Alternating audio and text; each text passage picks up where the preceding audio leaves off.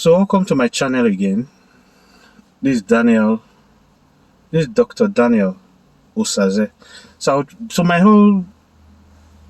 the whole essence of this channel purpose is to break down technical economic terms. Those terms that make that in economics look so huge. It's hard sometimes for us to understand.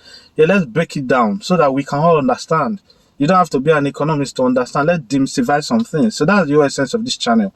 And hopefully we'll be bringing out very salient topics constantly so that we demystify these things and understand government better, so that when our policymakers are speaking this big English, rebasing, base year, index, we understand these things. It doesn't look, so that we can interrogate the issues and we can now see whether it makes sense or not. Because most times when things seem mystified, look technical, it's difficult for us to, when you are talking to a medical doctor is talking to you and you don't understand, it's okay. It's okay. Wait till we go do. And the doctor saying that so now. Wait till we go talk. But when you understand it, you cannot engage the issue. So let's talk about inflation. This reduced inflation lately has really sparked controversies. We've heard they don't wayo the figure. So I will try to break it down as much as possible. I will use vernacular, pidgin English, very, very well, so that we get to understand. So what happened in January 2025? What government do? Government say they want to rebase GDP, inflation. Inflation was about 34.98 in that January. Yes, so they can't say they want to rebase. As they rebase, inflation fall brakata to 24.48 from 34.8% to 24.48, so almost 10% come out.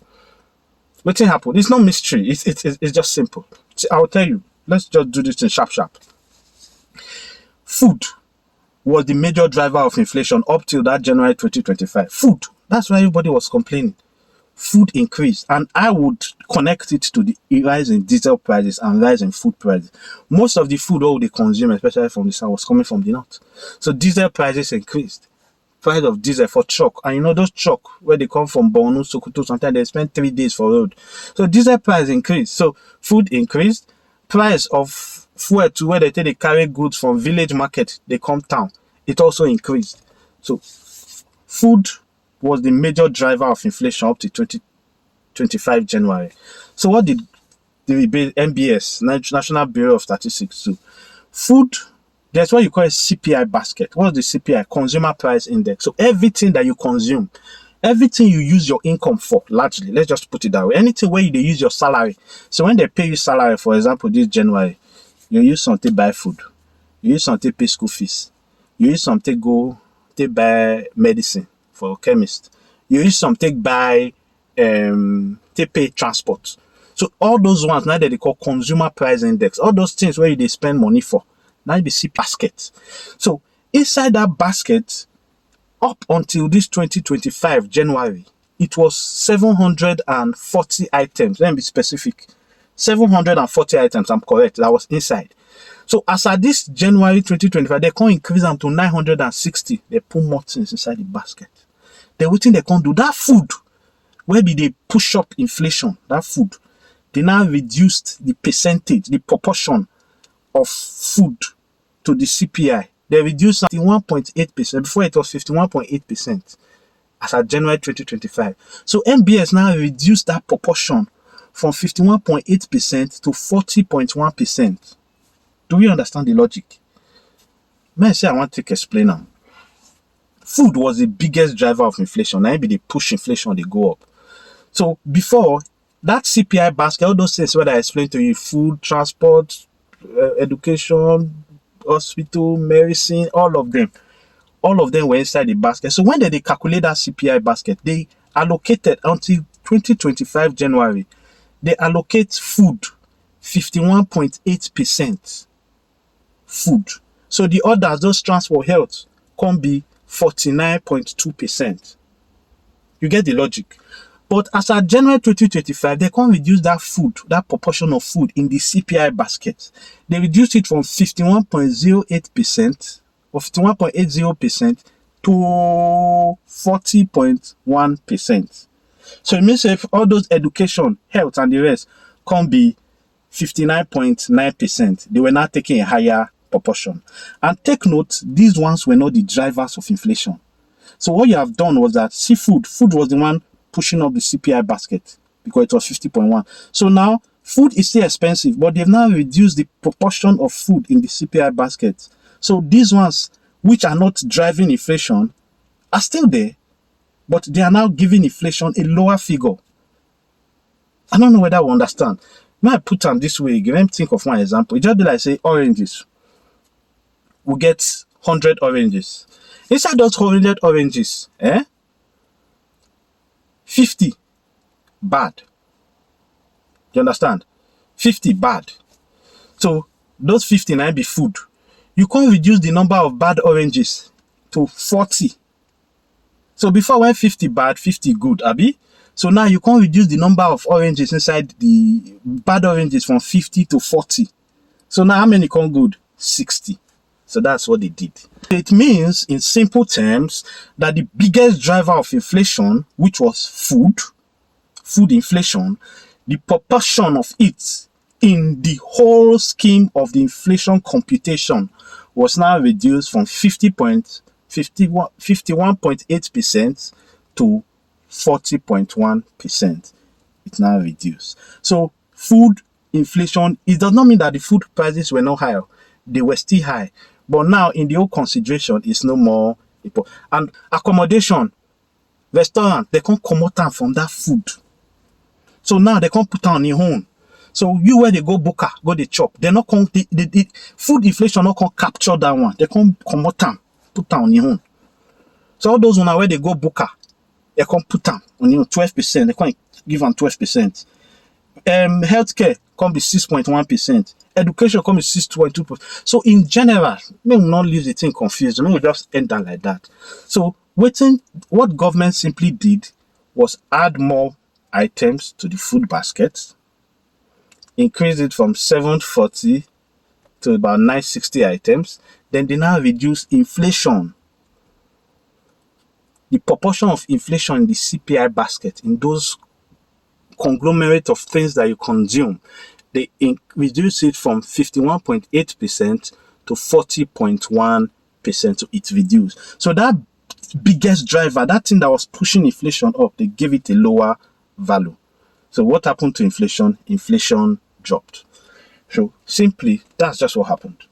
It was rebased, and the major thing was the CPI. But even inside, for those of now where get 4i, if you want to understand, see, that food inflation still be the issue.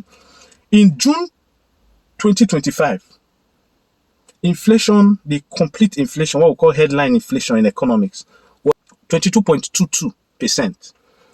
June 2025, it was 22.22%.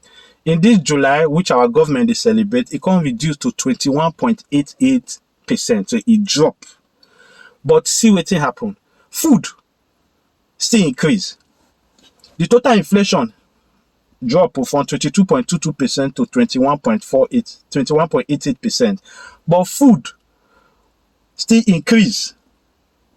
Where increase from 21.97% to 22.94%. So while the whole complete inflation they reduce, the food components still they rise. So simply, it is nothing to celebrate.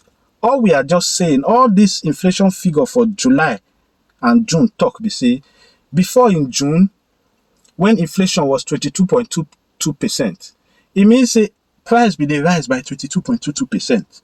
So if like now you be they buy yam for 100 naira for May, in June, inflation can rise by 22.22%. It means say 22.22% of 100 naira now 22 naira. So it means say in June you can't buy yam for 122 naira where you fed the buy for 100 naira. In July, it reduced to 21.88%. But take note, it not be say price of yam fall. It only means say that increase of 22%. It still increased for July, but this time it can increase by 21.88%. You feel me? You understand the gist? So that's the idea about inflation. Inflation measures the rate of increase in prices. It does not say it's a reduce, no.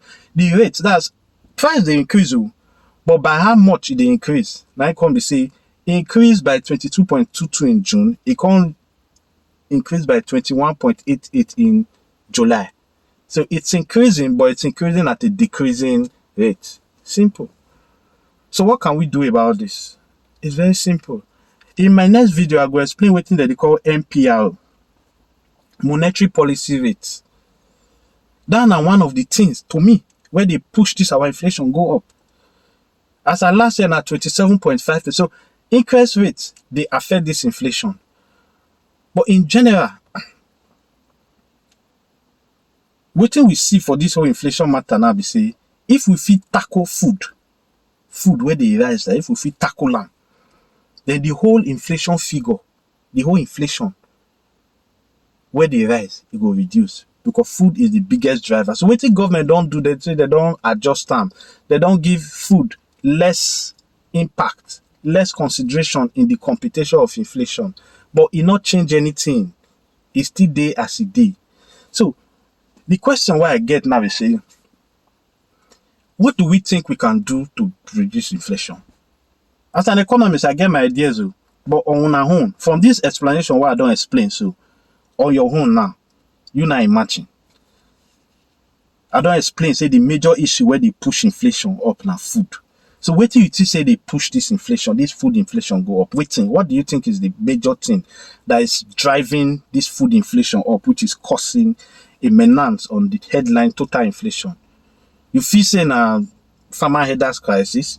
You feel saying a diesel price will increase, welcome they increase the cost of trucking those goods from the north. You feel saying a fuel price will increase, welcome make transporting those goods from the village farm come city center. I be saying a party generally from Nigerians we not agree do farm again. Or you feel saying because they do farming on a low scale instead of a mechanized high level scale, so now the feel meets the demand. Or if you say na purchasing power don't even reduce, so we not going they able to buy enough. So what do you think? What una feel say be the reason where inflation, where food inflation they high, where food they increase? What una think say be the reason?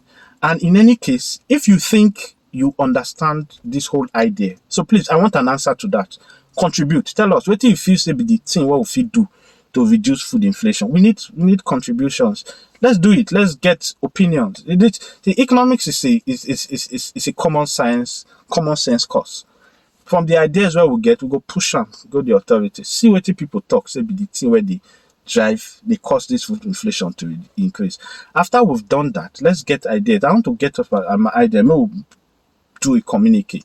After that also, the next question where I also want to ask me, say, you don't understand this inflation now. As I explain them, if you don't understand that, tell me if you throw more light. So now when you hear government or policymakers, they say inflation was rebased. Does it make sense now?